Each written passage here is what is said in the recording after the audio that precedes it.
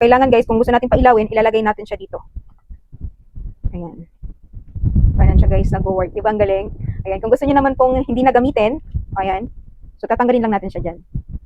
Ayan, remove nyo lang siya. Okay? So kung gagamitin nyo ulit, lagay nyo lang siya dyan. Ayan. Kasamahan nyo akong alamin itong candle salt water lamp na umiilaw po siya sa pamamagitan po ng tubig at asin.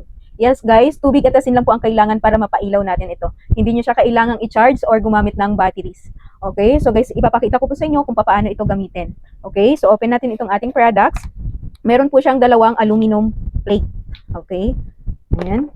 And then, ito yung ating LED lamp.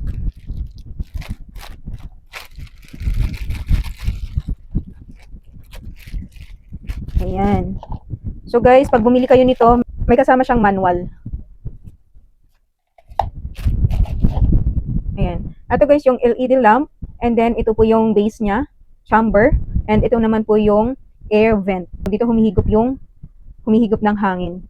Ayan. So, removable po itong LED lamp. Ayan, with wire siya. Ayan, pwede nyo siyang tanggalin guys if ever na gusto nyong isabit no, or saan nyo ilagay. Okay? Ayan, so pakita ko naman sa inyo kung paano siya gamitin. Ayan, tabi muna natin to. So, kuha tayo ng container or glass guys na may tubig. Ayan. So, and then kuha tayo ng asin. So, ang ilalagay nating asin guys is 3 to 5 gram or 1/2 teaspoonful guys. Kalahating kutsarita, ganun. Kunti lang. Ayan. So, dissolve natin yung asin dito.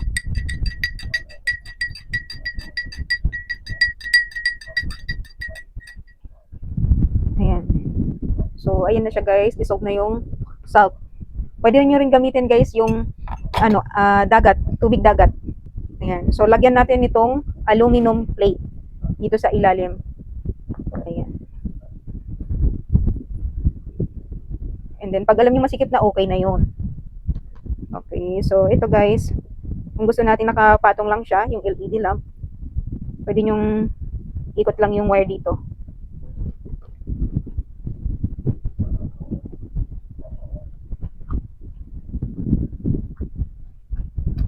Ayan. Then push nyo lang guys. Ito po ay walang switch na on and off. So, kailangan guys, kung gusto natin pailawin, ilalagay natin siya dito. Ayan. Parang siya guys, nag-work. Diba ang galing? Ayan. Kung gusto nyo naman pong hindi na gamitin, ayan.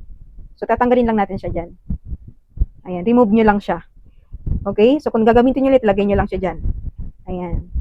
If ever guys, na itatabi nyo na siya, so, tanggalin natin yan. And then, remove lang natin yung aluminum plate. Ayan, ito guys ay replaceable. Kung mauubos na po ito, meron siyang free guys, no? May free siya na isa, pwedeng pamalit. Tumatagal to ng 100 hours to 120 hours guys, continuous.